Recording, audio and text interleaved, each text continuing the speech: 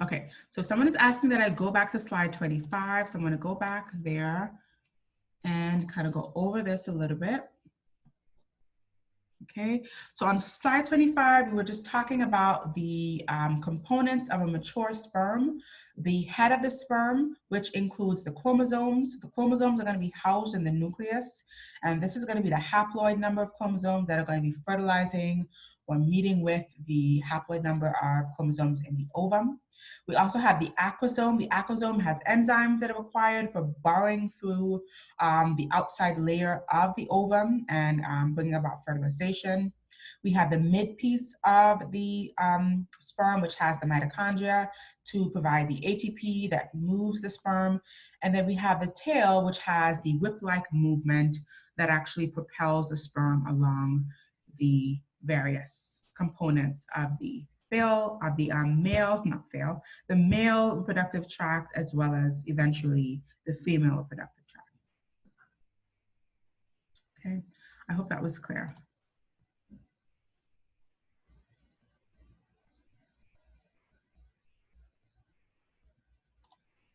Okay, so I think it's this slide. So I'll go over this slide here again one more time. So we've got the development of sperm, and basically the process of how we go from having an undifferentiated spermatogonia, which is the undifferentiated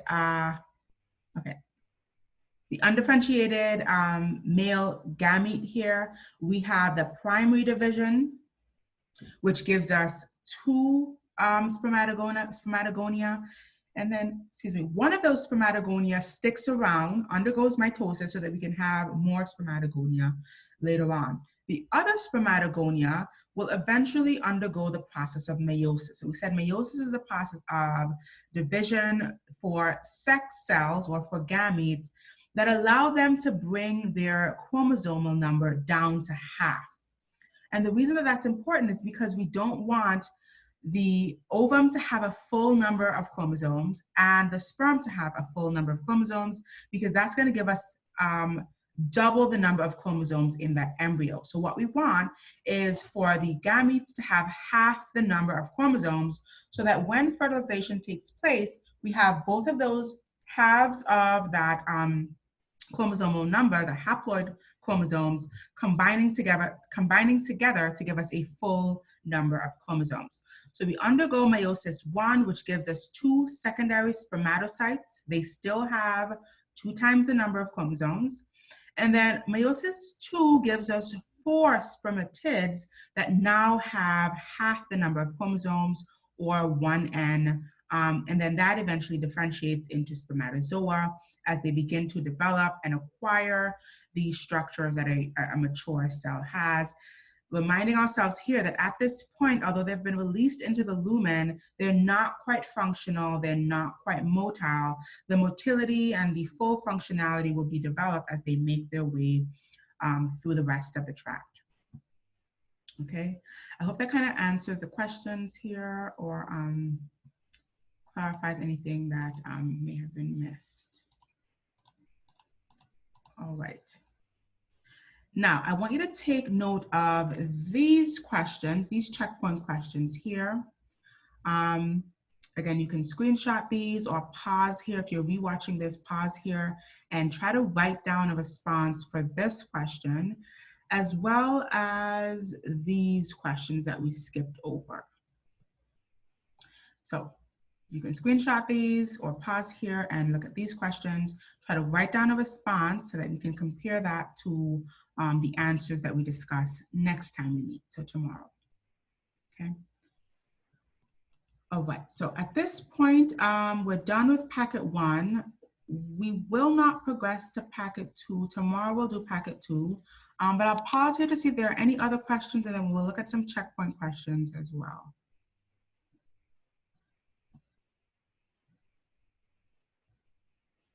Okay, so while I allow you some time to kind of think about any questions you may have, let's kind of recap the important points here. So we talked about the overview of the reproductive physiology, the overview of the gonads in males, females. We talked about the sex determination, the process that happens within that 2-week period of an embryo. which governed whether or not this embryo developed into a female with ovaries or a male with testes. So make sure you understand the process of sex differentiation or sex determination. We then also spoke about the male structures, the male reproductive structures, the cells that are involved, so the Sertoli cell, the Leydig cells, the hormones that are involved, so androgens, inclusive of testosterone mainly. We talked about that axis, the hypothalamo-pituitary axis, the hormones involved there, so GnRH, FSH, LH, and then testosterone, and then the Sertoli cells, which secrete inhibin. We spoke about the flow, the path that sperm take from their production in the seminiferous tubules all the way to their storage in the vas deferens until the time of erection or the male sex response. And then finally, we spoke about the male sex response, which is the process of erection, emission, ejaculation, and the relative parts of the autonomic nervous system that govern that response. Okay. All right, so let's look at a few checkpoint questions, and I think we'll call it a day here, and we'll pick up with the female part of this tomorrow. So I'll give you a couple seconds to look at this question.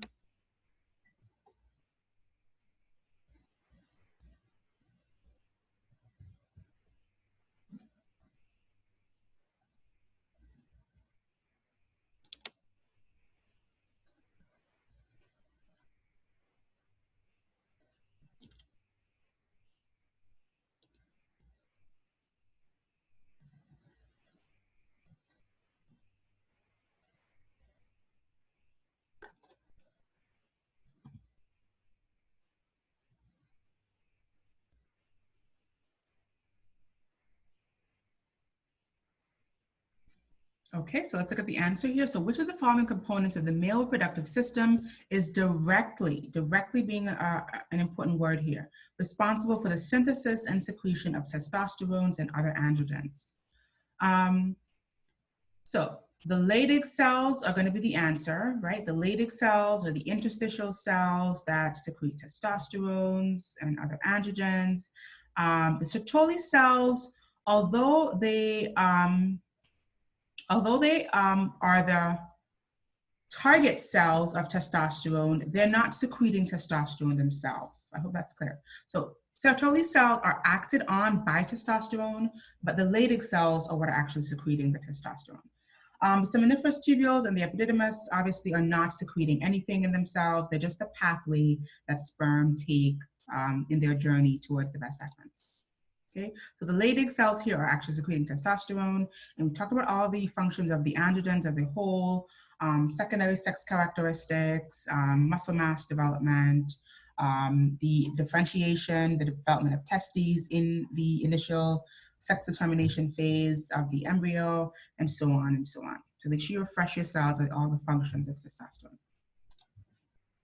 Okay, let's look at another question here.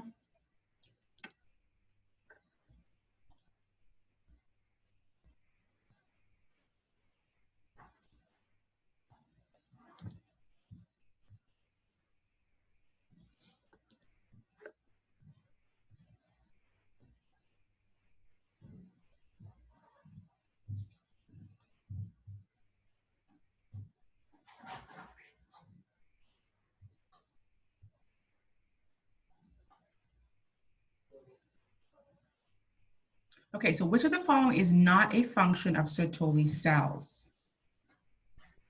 So we've got A, secretion of luminal fluid. That is a function of Sertoli cells. We've got synthesis and secretion of luteinizing hormone.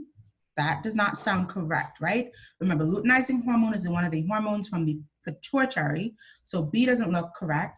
C, transport of nutrients to developing sperm. That is a function of Sertoli cells. It's going to help support and nourish and nurture the sperm in their journey of development. And then D, manufacture and secretion of androgen binding protein. That is correct, okay? So the answer here is B, Sertoli cells are not involved in synthesis or secretion of luteinizing hormone. That's going to be the role of the anterior pituitary. The other three functions are functions of Sertoli cells: secretion of luminal fluid, nourishing the nutrients that are required for the developing sperm, and production of androgen binding protein. And then you can even add here the production of inhibin, right? That negative feedback hormone, which is acting on the anterior pituitary. Okay, so that's another or fourth function of Sertoli cells. Let's look at another question.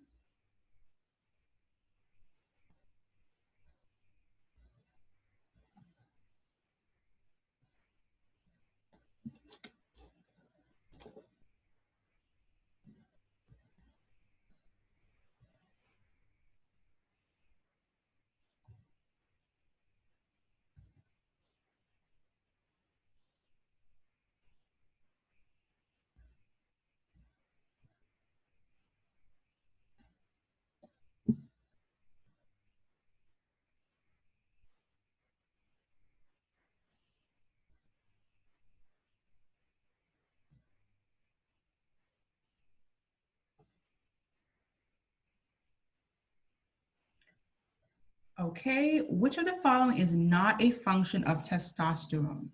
Okay, and as I was mentioning earlier, it's really important for you to be familiar with the various functions of testosterone so that you can adequately get a question like this right, okay? Or that you can explain the functions if you're asked to talk about the functions, but you can also identify which functions are not associated with testosterone, okay?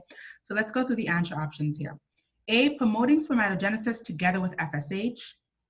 So that's correct. Remember, FSH acts on the Sertoli cells, promoting spermatogenesis directly, and then testosterone released from the Leydig cells also promotes that spermatogenesis. So A is correct.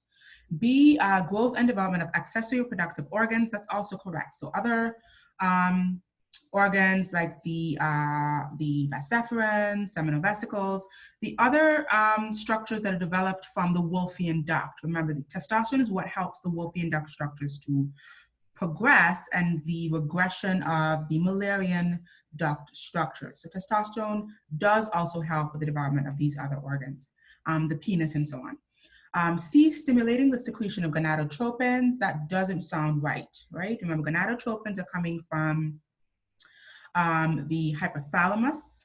So that's not going to be a function of testosterone. D, maintenance of secondary sex characteristics. So secondary sex characteristics such as the deepening of the voice, et cetera, are initiated and maintained with testosterone. So the answer here is going to be C. The role of testosterone does not include the secretion of gonadotropins. So gonadotropins being GnRH, which are the trophic hormones, as well as FSH and LH are not involved in testosterone. That's going to be the hypothalamus and the anterior pituitary. Okay, let's look at another question here. I believe this is the final one.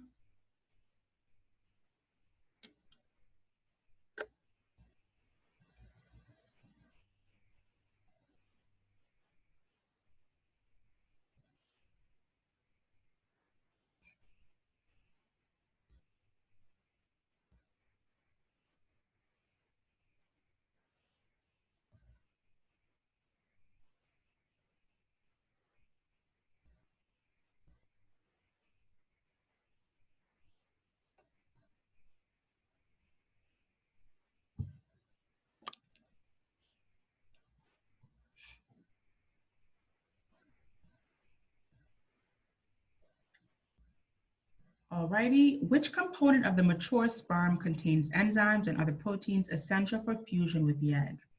Now we can replace this phrase fusion with the egg as fertilization. And the area of the sperm that has the enzymes, proteins, fructose even to energize the sperm is the acrosome, right? Remember, the acrosome is found in the head. And this is what has these components that are required for fertilization. The acrosome also has, the head also has the chromosomes, which are in the nucleus. And then the mid piece has the mitochondria, okay? But the area that has the enzymes and proteins for fertilization is going to be the acrosome. okay? And just to remind ourselves, the acrosome is the pointy tip of the head itself. Okay, I think that is all we have for the male reproductive system. And I encourage you, in preparation for our review on Thursday, I encourage you to start to create a table. So we're going to create kind of a summary table that compares the male structures and hormones and cells and functions to the female structures and hormones and cells and functions. And so I urge you to, as you're kind of synthesizing this and studying this part, try to create a table that talks about the different cells, the hormones, the functions that happen in the male, and then we can compare that to the female when we look at that tomorrow